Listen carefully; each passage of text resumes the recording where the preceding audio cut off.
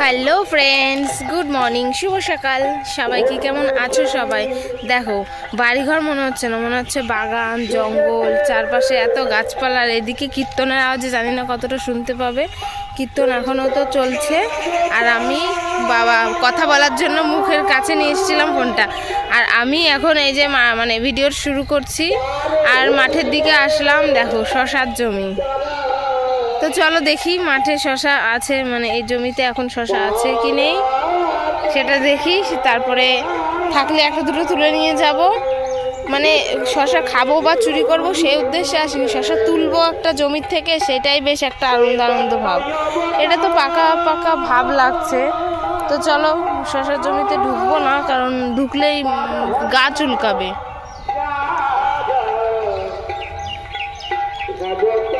সেরকম তো দেখতে পারছি না, এখন ঢুকবো না কারণ গা চুলকাতে পারে। দাঁড়াও দেখাই তোমাদেরকেও।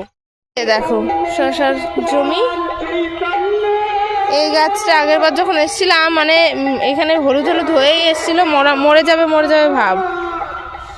তো তাও বেঁচে গেছে, ফসল মানে শশা ফলাচ্ছে, এটাই ভালো। ওই যে একটা ছোট্ট শশা ঝুলছে, তা দেখি। আর অন্য পাওয়া যায় নাকি, এত কীর্তনের আওয়াজ হচ্ছে। মানে আজকে ভোগারতি হয়ে শেষ হবে, তারপরে গিয়ে যদি মাইকটা বন্ধ হয়। মানে এখানে মাইকের চোং দিয়েছে আর আওয়াজটা হয়েই যাচ্ছে। বড় শশা তো নেই, তুলে নিয়ে গেছে মনে হয় সকালবেলায়। তারা আবার যদি শশা দেখি দেখাচ্ছি। ছোট্ট একটা কচি, এটা নেব না এখন, কারণ এত কচি শশা নিলে ওদের লস করে লাভ নেই। আর এই দেখো আরো একটা আছে, ওই যে একটা না, ওখানে দুটো। বিকালে আসবো ওখানে দেখি, এখন তো পাওয়া যাচ্ছে না। তারপরে ওখান থেকে বাড়ি ফিরেই দেখলাম মা নিম পাতা ছেঁচলো, মানে নিম পাতা কাঁচা হলুদ দিয়ে। এটা আমার চুলকানির একটু প্রবলেম আছে, আর অন্য সমস্যার জন্য আমি এখানে এলেই নিম পাতা খাই কাঁচা হলুদ দিয়ে। তো মা সেটাই ছেঁচে রস বের করে দিচ্ছিল। তো তা ভাবলাম যে এত কষ্ট করে করছো যখন, একটু ভিডিও করে নিই। তারপরে দেখো মাছ কাটছিল, আজকে এনেছে মাছ। কীর্তনের কদিন মাছ খাইনি, আর সেদিন আমিও বারণই করছিলাম যে মাছ আনার কী বা দরকার ছিল। তাই আমি ঘুম থেকে ওঠার আগেই বাবা মাছ নিয়ে চলে এসেছিল। আর তারপরে দেখো সকালের টিফিনে কি হয়েছিল, আলুর তরকারি আর রুটি আলুর তরকারি হয়েছিল আজকে সকালের টিফিন। তো ভালোই লাগছিল, কারণ ওই বাড়িতে তো রুটি থাকলে ওই তরকারিটা আর করা হয় না সচরাচর। একদম মানে অত কাজের মাঝখানে একা একা অত পেরে উঠি না। তারপর এই যে দেখো নগরে বেরোনোর জন্য দিনাতলা থেকে, মানে যেখানে কীর্তন, ওখান থেকে গানটাও শুরু হয়ে গেছে। তো তারপর আমি একটু এমনি ক্যামেরাটা বের করেছিলাম। তারপরে দেখলাম ওই বাড়ির বৌদি এসেছে ফুল নিতে আমাদের বাড়িতে। ফুল নিয়ে দেখো চলেও যাচ্ছিল, তুলসী পাতা নিচ্ছে ওখান থেকে। তারপর আমি এই আর কি সকালবেলা খাওয়া দাওয়ার পর তো ঘুরেই বেড়াচ্ছে একবার এদিক সেদিক। এতক্ষণ রোদ্দুর ছিল না, বাইরেটা দিয়েই ঘুরছিলাম। এখন আবার রোদ্দুর উঠে গেছে।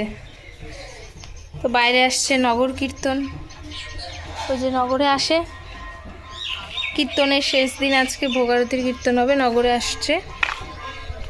তো সামনের বাড়িতে আছে, আমাদের বাড়ি এখনো আসেনি, আসবে, আওয়াজ শোনা যাচ্ছে।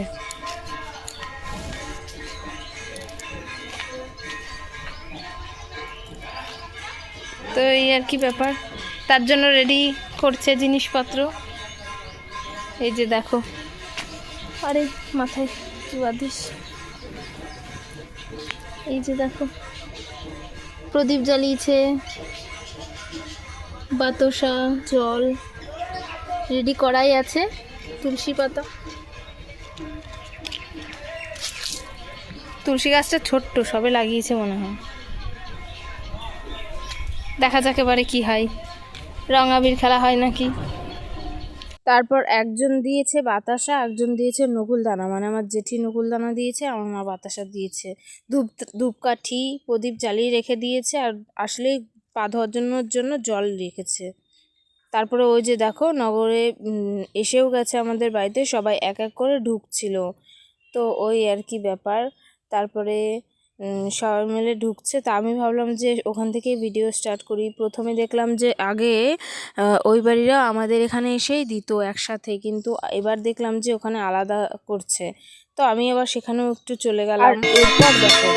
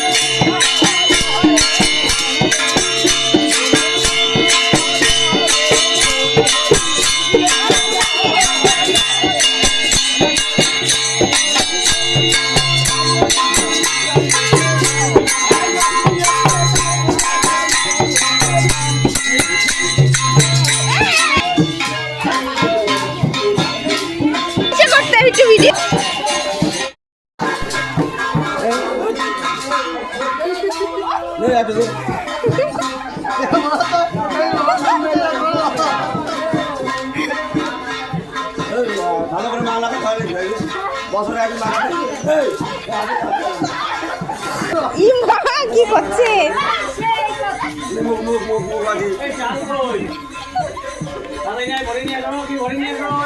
কি অবস্থা? তারপর তোমরা তো দেখতেই পেলে রং খেলার বাহার। ওটা আসলে আমার একটা কাকা হয়, মানে আমার মায়ের দেওর হয়।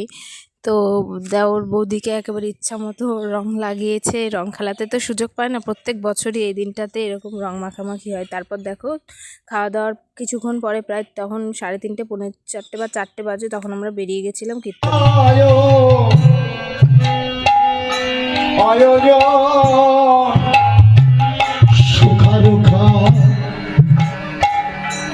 एक मुष्टि करो भज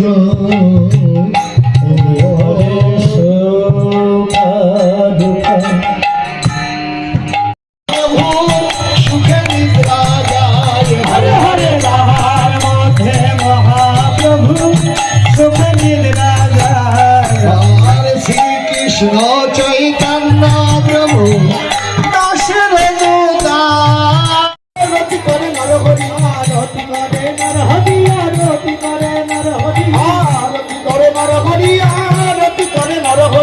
पुष्पपत्र करे धनिया धोती करे नरहरि पुष्पपत्र करे धनिया धोती करे नरहरि अति फूलेर डाला करे धनिया धोती करे नरहरि फूलेर डाला करे धनिया धोती करे नरहरि आरती करे गो आरती करे गो आरती करे गो आरती करे गो श्री चरणे देवे बोले नाम रख पिया करे राधे राधे जपत कृष्ण नाम रस पिया करो राधे राधे नाम जप करो